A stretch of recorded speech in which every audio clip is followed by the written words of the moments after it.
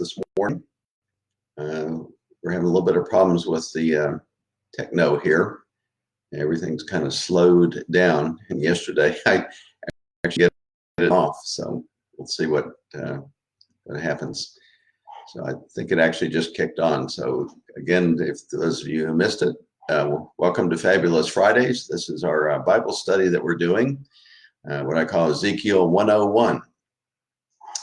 Now, we've read through Jeremiah and some of the others. And as you read this in Ezekiel, it's going to be looking like it's the same thing over and over again. And there's a good reason for that. And you'll actually see that when we get into Daniel as well, because you need to understand that there are three prophets that are contemporaries of each other. The first is Jeremiah, which we read, and he's the one that's prophesying that the events that are going to happen in the time of Daniel and also in the time of Ezekiel. So Ezekiel is one of the major prophets.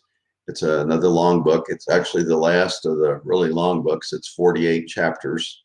And as we said, what makes you a major prophet is not that you've got more to say or you're a better prophet. It just is the fact that you have more material. So after we finish, we're going to start getting into shorter and shorter books. And you're going to find that that some of these, you're going to find that some of these are more, excuse me, I can't believe I'm getting phone calls.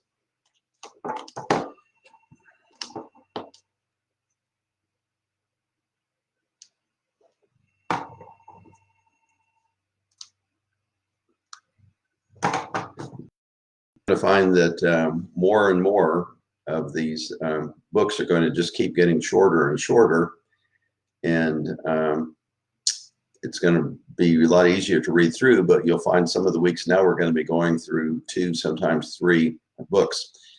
So this is the last time that we'll be into a long book, and it's again talking about the coming of the Babylonian captivity. This one is just a little bit, the first 6 chapters that you have actually happened before the destruction in Jerusalem. So you're kind of getting a little bit of a mixed bag when you get into Jeremiah. And let's take a look at the first chapter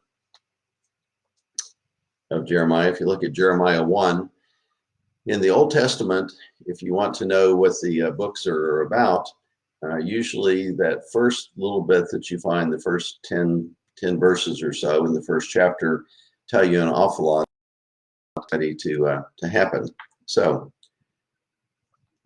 this is Ezekiel's inaugural vision. In my 10th year, in the 4th month, I was amongst the exiles. So he's telling us he's exiled by the Kebar River. And the Kebar River is about 80 miles south of Babylon. So some people, when they look at the Babylonian captivity with these folks, they're saying, well, what you need to picture is a concentration camp. Well, if it is that, it's a very nice one, if there is such a thing, because this Kebar River is a beautiful, beautiful place. You might want to get a chance to go ahead and take a look at this area. In fact, one of the add-ons I'm going to give you today will show you a little bit about this area. It's absolutely beautiful. It's one of the most beautiful places in the area. So don't picture that this prophet is right in the middle of Babylon and that he's preaching to the Babylonian kings and to the Babylonian leaders and everything. That's not why God called him. This guy is called for Israel, the Israelites. He is their prophet. And what's interesting too is he is the first prophet that God calls outside of Israel. These guys they're out of Israel, and Ezekiel is called to be the prophet. He's the very first one that's called specifically to be a prophet outside of Israel. Okay, so let's get back. I was amongst the exiles by the Kebar River. The heavens were opened, and I saw visions of God. And you're going to notice that he has different visions. And you also find this vision picked up in the New Testament. We find it in Matthew 3:36 and also Acts 7:50. So you're going to start finding a lot of correlations in the New Testament and Ezekiel. On the 5th of the month, it was the 5th day of the exile of King Jeroboam. The word of the Lord came to Ezekiel, the priest. Okay, so now he's been identified that he is a priest, the son of Bozai, and we know that Bozai is a priest as well. So this is a heredity that goes along in this family.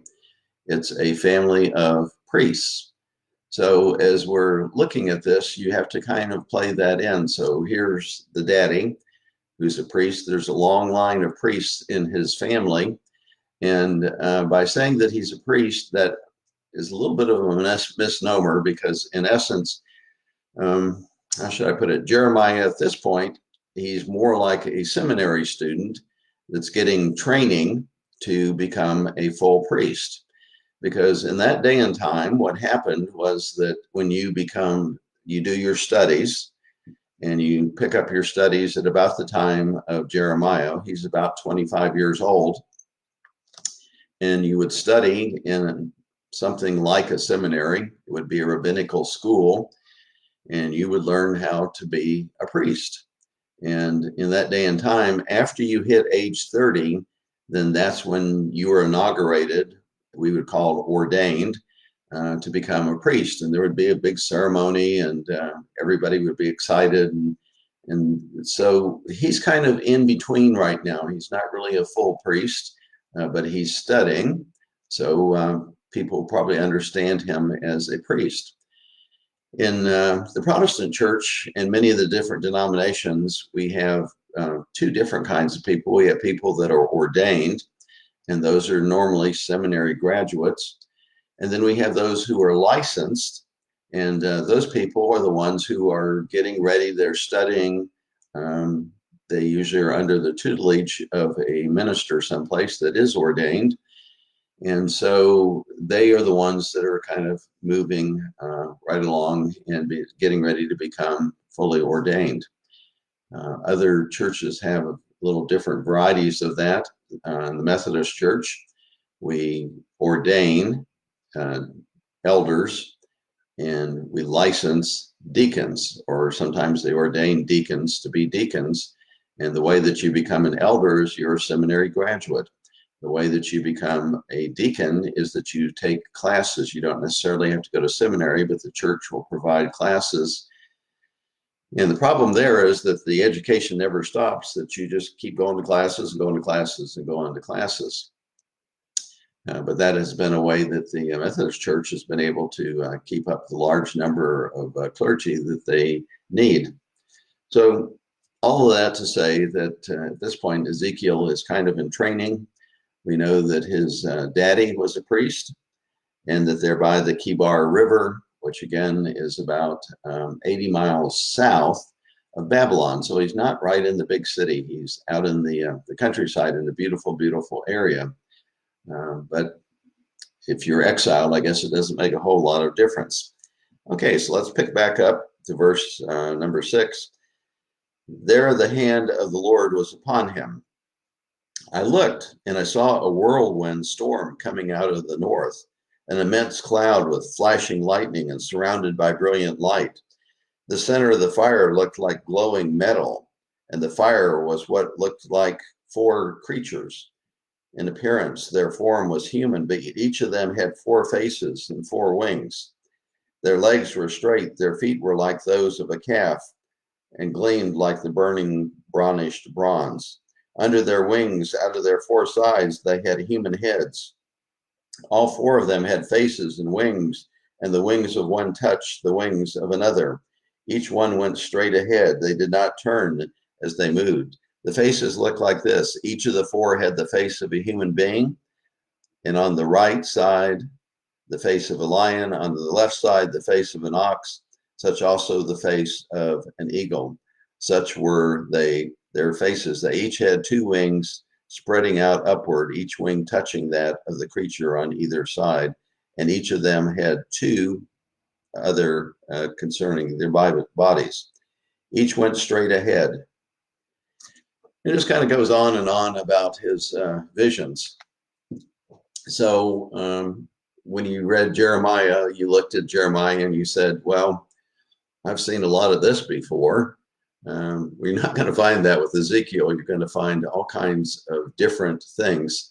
He has all kinds of, I don't know if the word strange is a good word to use, but he has all kinds of really kind of strange visions of things that are happening. And so this book is really unlike any other book that you have. Now, I mentioned we usually become a priest at age 30, and then you serve for, usually about 20 years until you're age 50. And then in those days, you retired. Or a lot of times people would pass away because the life expectancy was a lot less than it is today. So you have this prophet that's 25. He's studying to become a minister, a priest. And this is a very special calling. If you have known Catholic families that have a child that goes into the ministry, that's a very, very special calling for them. They're so proud of that. And the church is so proud that they've brought up a young man who's going to enter into the priesthood. And it's no different here with Ezekiel. His daddy's a priest. Probably his daddy was a priest, and his daddy was a priest. And there's this long pedigree of priests in this family. So it's a very, very special family. So actually, we think he probably served a little bit longer than that. Most would say his ministry is probably, give or take a few years, about 22 years. So he goes actually probably to age 55 or 52, somewhere in there, 52 to 55. And so he serves a little bit longer than most priests. And there's going to be a good reason for that. We're going to see that in just a minute. Now, let's go back to the history books one more time. I know you know all about the northern and the southern kingdom. We've mentioned that umpteen times. So you need to now understand what's happening in Babylon. So many times when people talk about the Babylonian captivity, picture in your mind all of these troops coming in and just taking the place over and burning it down, and then they take off, and that's the end of the story. Well, not only is that not the end of the story, but that's not the whole truth and nothing but the truth. The truth is that these Babylonians come in not once, not twice, but 3 different times. And each time that they come in, they do a little bit more damage to the country and to the people. So actually, they're coming in 3 times. This event that happens in our book is about 597 BC, for those of you who like dates. And this is the second time that they are coming in. It's actually before the destruction of the temple.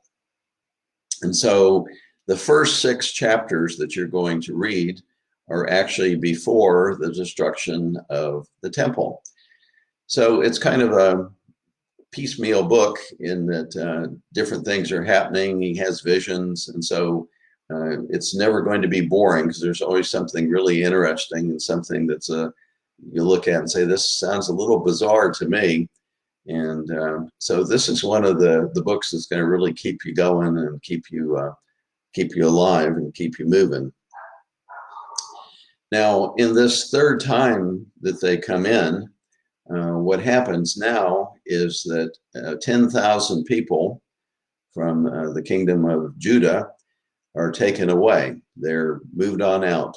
I mentioned it's about 600 miles from there to get them to the Babylon area. Now, obviously, they're going to be about 80 miles south of there, but it's going to take them a long time. It's going to be a long haul. It's going to be a long journey to get there. 600 miles when you're walking and 600 miles when you've got hordes and hordes of people, is actually there are 10,000 people. Well, who are these people? A lot of these people are the rich people, the people that have important positions. And actually amongst these is the new young king that had only been on the throne for about 6 months, who had replaced his dad.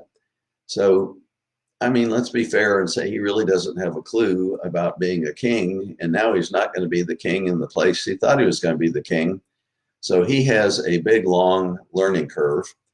And not only is that the case, but the entire royal family is being taken out. So you have all of that. And in addition to that, we have this little guy that's called Ezekiel.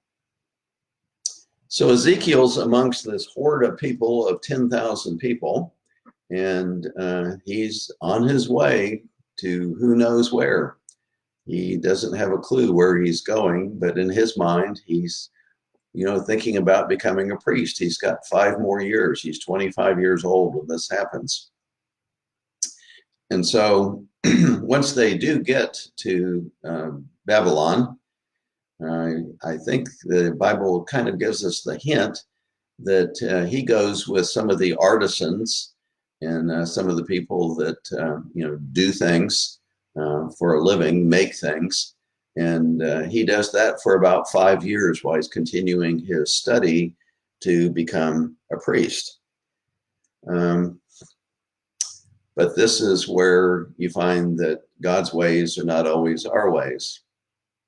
Someone once said, if you want to really hear laughter coming from heaven, tell him what you're going to do. Because you see, he has plans. And for this young man, he has big plans for him. Yeah, it's very noble. And I'm sure God would have been very pleased if he had continued to become a priest and had served God for 20 years. But that's not what's in God's plans. That's not on God's agenda. In God's agenda, he needs a spokesman. He needs somebody to speak for him. And so all of a sudden, when he gets to be about 30 years old, he thinks he's going to become a priest. And God taps him on the shoulder and says, "Oh, change your plans." Being a military guy, I understand that somebody's going to walk up to you and give you a set of orders and say, "Well, we thought you were going to such and such, but you're not." I remember I had orders at one time to go out to California to be at a radar site that was outside of San Jose on a mountain. And I actually had moved some of my household goods out there. And the next thing I know, they came over and gave me orders. And they said, "No, you're going to Phoenix, Arizona." And I had already been out to the site. I'd already met the people out there. My furniture's heading out that way. And we had already, looked at a house up on top of the site. And the next thing we knew, we're going out to Arizona. So we had to wait for our furniture to catch up with us. I was working in a different place, and the Air Force had a different idea because they were getting ready to start closing down the radar sites. So instead of going to California, I ended up in Arizona. What ended up to be probably a much nicer assignment than if I had been out in California. California just put me close because I spent about 18, 20 months, 30 months, somewhere in there, riding radar sites in Texas, New Mexico, Arizona, and California. I had the whole coastline of California. So now instead of living in California, I was going to be living in Arizona and taking airplanes out to California to visit what was left of the radar sites that were all tearing down. So kind of in essence, that's the same experience that Jeremiah has. Ezekiel. Ezekiel thinks he's going to be a priest. He gets right up to the point where it's time to inaugurate him as a priest, and God calls him to be a prophet.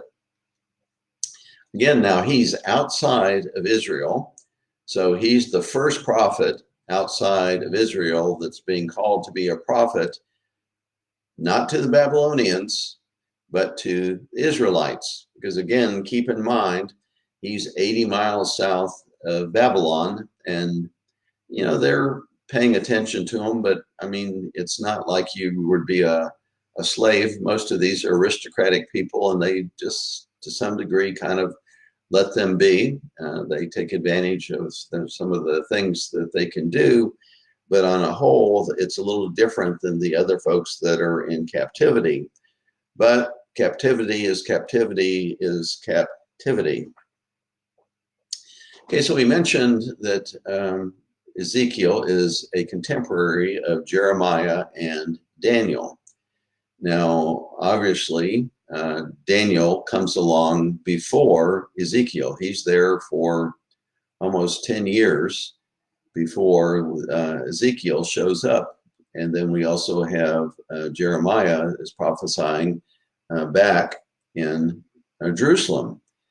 And so these three guys are contemporaries. These three guys, who knows, their paths probably cross paths. We know that's definitely the case with Ezekiel and Daniel. So you're going to find some commonality in these two, but you also are going to find huge, huge differences. And one of the differences that you find here between Ezekiel and when you talk about a prophet or even a priest, a lot of the priests in that day and time were married, and quite a few of them were not. It just was their choice. Some of them felt like that was a full-time calling from God. And so in this case, our friend Ezekiel, we know that he is married. We know that he is married because it also talks about a time later when you get into the later chapters when his wife passes away and the Lord refuses to let him go out and mourn. And God's trying to teach the people a lesson, the fact that they did not treat him very well. They did not show him any respect. And it also showed their lack of concern for God. If you want to read a little bit about that, it's interesting. You'll come across it here pretty soon. It's in 24:16 through 24. So here he lives on this settlement on the river Chebar, and about 80 to 100 miles south of this area called Babylon. No matter how you cut it, it looks like a fresh new start. But these are still the same people who rebelled against God. And they are going to be paying the price now. This is the fulfillment of all these prophecies of Jeremiah that you've been reading about. Jeremiah kept saying, you better watch out, you better watch out, you better turn away. And they don't listen to him, they don't pay any attention. And now they're paying the piper, because all of these are the fulfillments to all the judgments that Jeremiah made.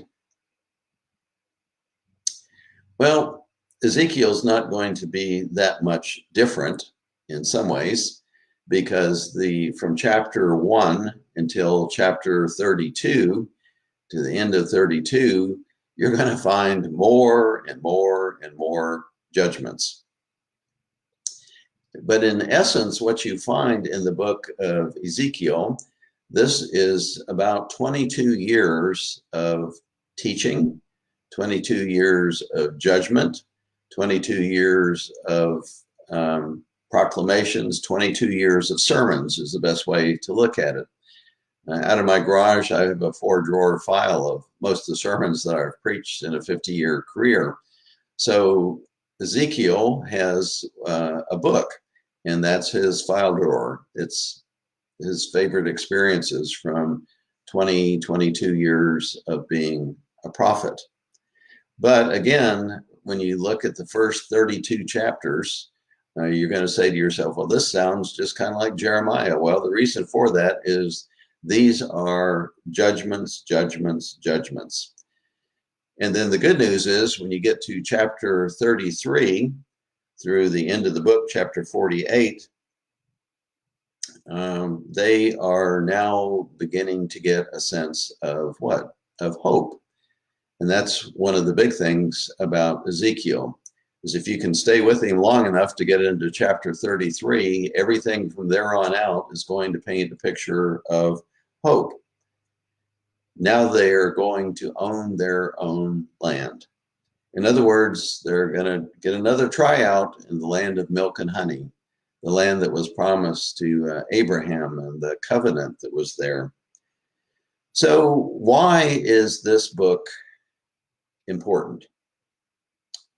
Well, it's important because it's going to tell you about the impending judgments on Israel and also on the surrounding nations. It also provides, very importantly, a vision for the future. Ezekiel 37 provides a stirring vision of the reformation and the restoration of God's people. And it does give us a picture of what it looks like and it feels like to be restored by God. And the thing that makes this book really quite different than the others is it also talks about the restoration of God's glory, because that's what's leaving Israel. That's what's leaving Jerusalem, the glory of God. So finally in this book, it's a look forward. It's a look forward at the worship.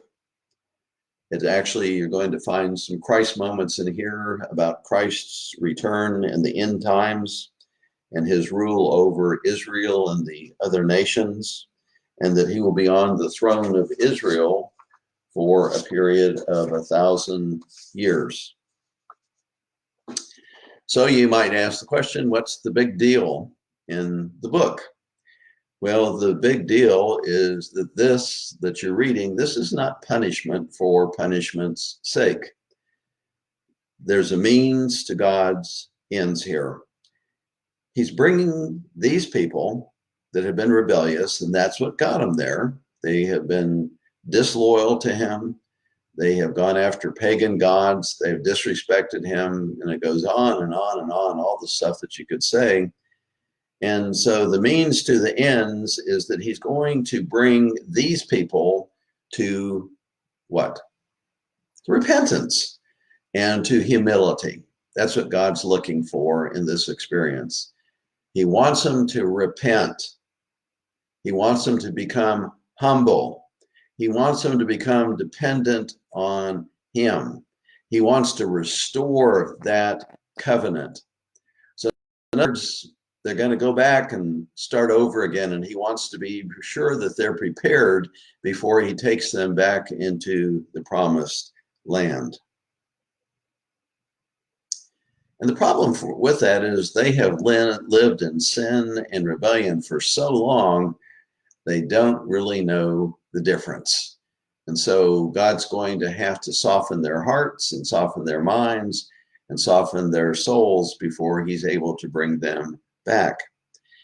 He needs to remind the people that he has a holy nature, and he does that in a dramatic way.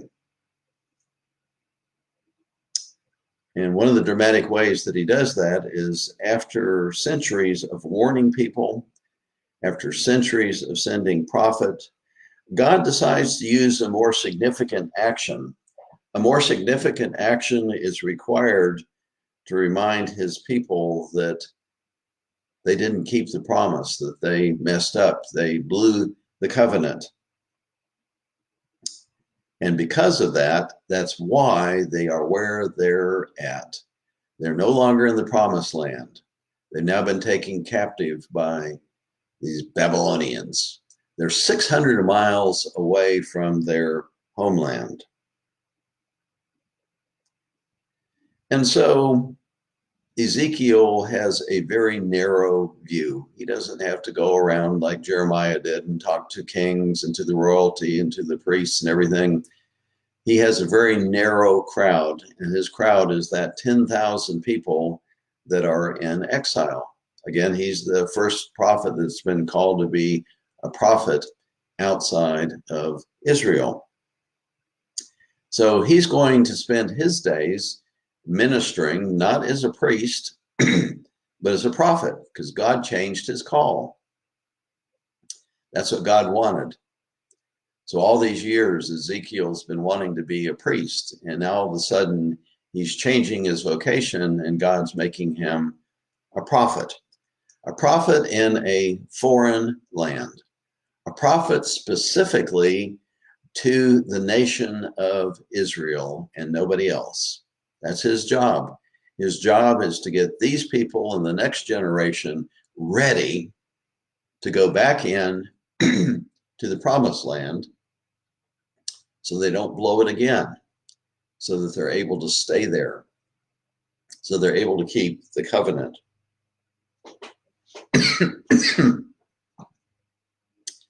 So Ezekiel's been there for 5 years, working with the artisans and the people. And now he's age 30, which is the time that you become a priest. And at that age, he's now becoming the prophet of God. And so his job is to do that, is to be a prophet. Now, one of the things that you will find very interesting is that Ezekiel has a lot of reverence across the board. The Christian faith, we look at Ezekiel and we say, this was a wonderful prophet. There's some Jesus moments that are in here. Actually, that vision that we had with the 4 creatures, with the 4 faces and the wings and all of that, you're going to see that again in the New Testament. And we often have said that what you have here is you have a prophecy about the 4 Gospels of Jesus Christ. Because you see, those 4 heads are the same symbols that we have for the Gospels, the oxen and the eagle and the man. These are ones that we have used as the symbol of the 4 Gospels. And here he has this vision about these creatures right from the very first chapter. As I was saying, he is revered by the Christian faith. He obviously is revered by Judaism as being one of the great, great prophets. But he is also very much revered by Islam as one of the great prophets. And actually his tomb is a place called Al-Kaifal, which is in Iraq. And we think that he probably died somewhere right in the age of about 51 or 52. And here he is entombed in Iraq. And they are right in the process now of making a tomb area, which they already have, but they're going to kind of make it in a building that has 3 different layers, one for each religion, to be able to revere this wonderful prophet. So again, the first 6 chapters that you're going to read are chapters in Babylon, but this is before the total destruction of Israel, before the total destruction of Jerusalem, before the total destruction of, yes, the temple. And after the destruction, he is going to be the prophet that is going to hold up a glimmer of hope. Again, from about chapter 32 to 48, he's going to move from gloom and doom to quite a bit of hope. He is the one that talks the most of any of the prophets, in fact, maybe of any of the books in the Bible, about the glory of God. So kind of put that in the back of your mind. And everything that you read in this book is about what? It's about the glory of God. And you start seeing that in the whirlwind and in the cloud. You're going to find it in the fire. You see these same symbols in Revelation 4:5. Another thing that's going to capture your attention very quickly is the favorite word that God likes to use for Ezekiel is a familiar one. It's the same thing that his son was called, the same thing that Jesus called himself. He says, unless the Son of Man. Multiple times, almost 100 times, Ezekiel is called the Son of Man. Again, when you get into chapters 1 through 24, gloom and doom, gloom and doom, gloom and doom, over and over again. Judgments, basically the same stuff you've already heard in Jeremiah. Now, I don't know how to kind of put this, but a lot of people have looked at Jeremiah and they say, boy, this book is really weird and this guy's really strange and he has strange experiences. And I won't debate that, but I would like you to see that this is the imagery of a human being trying to grasp the glory of God. And he has some interesting ways of doing it. When he talks about the glory of God, he's going to show God in a picture. It almost looks like he's riding a stove that moves around like a car. And people have seen in this images of spacemen and spaceships. Well, you are not going to convince me. So that's one of the things that you see in this book. Just kind of go along with it. You don't need to convince me because it's just not going to happen. But there are a number of people out there that are sure that Ezekiel talks about spaceships and all kinds of really weird stuff.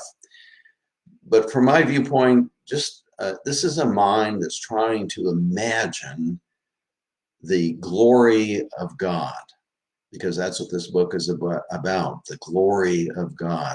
The glory of God eventually returning to Jerusalem, the glory of God eventually returning to the Israelites, the glory of God returning in a new covenant, the glory of God returning in a land revisited and a second chance. That's what this book is about. It's about that little group of 10,000 people that have messed up. They haven't listened. That's happened from generation to generation. We've now had several different prophets that have tried to get their attention. They haven't done it. So this is punishment for a long, long time of sinning. And he's going to use Jeremiah to get their attention. He's going to use Jeremiah to give them a sense of hope, a ray of sunshine at the end of the tunnel.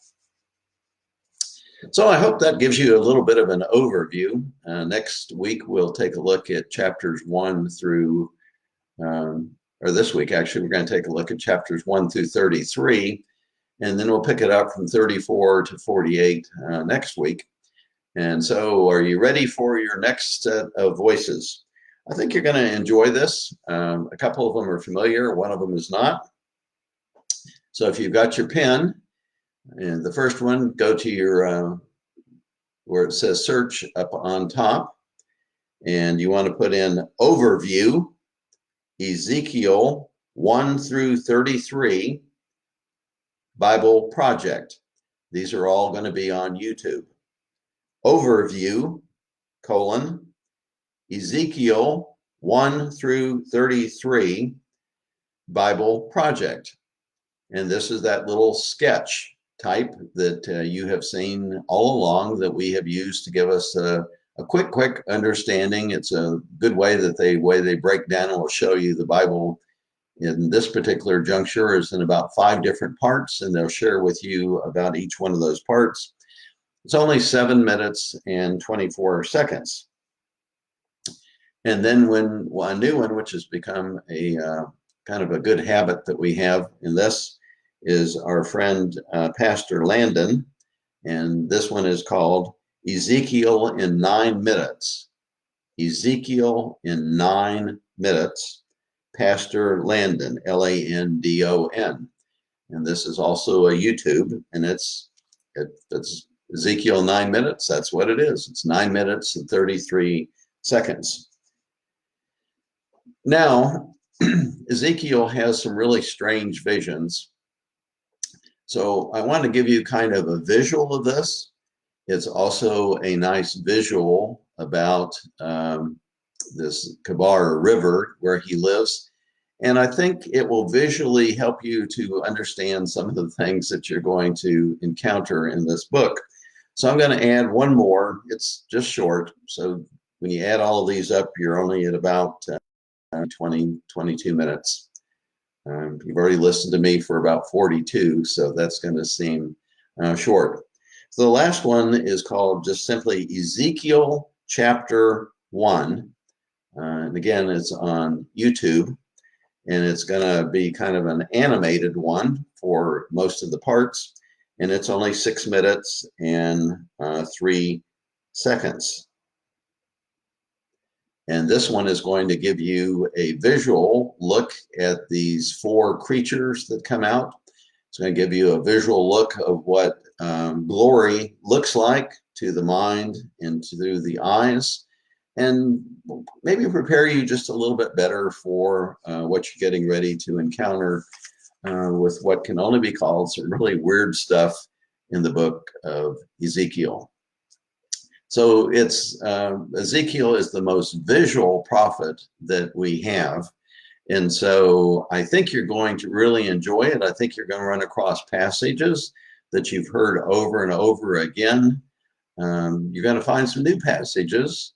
You're going to find some old passages that make a little more sense if you understand everything that's going on in the book. And I hope that this has given you just a little bit of a good background for doing that.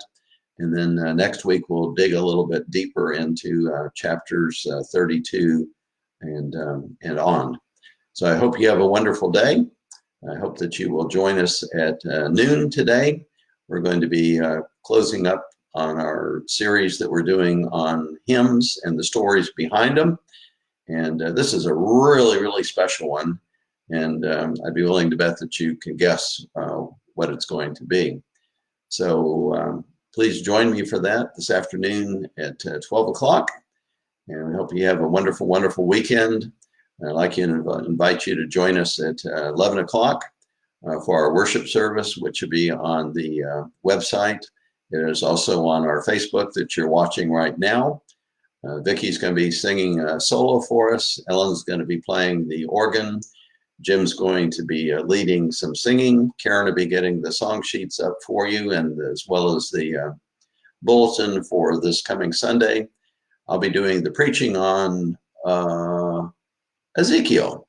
So you'll get a little more stuff on this wonderful prophet from a little different viewpoint. And Gary's going to be recording everything, and Karen's going to be the liturgist as usual. So please join us. It makes it tough to preach to an empty congregation, but as I'm preaching, I'm thinking about you. I'm looking at the different seats and seeing you sitting in the seat that you normally sit in. And right now we're looking at the end of next month, the last Sunday in there, that we will have people sitting in those seats once again. We're working on ways to make that safe. Greg Moore is going to be sending you out some information on that and then asking for your feedback. So I hope you have a wonderful, wonderful weekend. It's looking like it's going to be nice. Looks like it's going to be a really nice week next week. So this is the day that the Lord has made. Let me invite you to rejoice and be glad in it. So Lord, let us rejoice and enjoy this day. We're tackling this new book, Ezekiel. We're getting very close to the end of our grand sweep. You certainly have opened our hearts. You've opened our minds. You've opened our souls. And you've given us new thoughts and new ways to understand you. So be with us this weekend and help us to take the things that we have learned and apply them to our lives. And we just ask that you continue to keep all of us on this island safe, that you continue to put your blanket of safety over each one of us. We thank you for the way that you are always there with us as Emmanuel. We're going to experience that in a new and fresh way as we get into this book of Ezekiel. We ask all of this in Jesus' precious name. And everybody said, amen. We hope we'll see you again today at noon.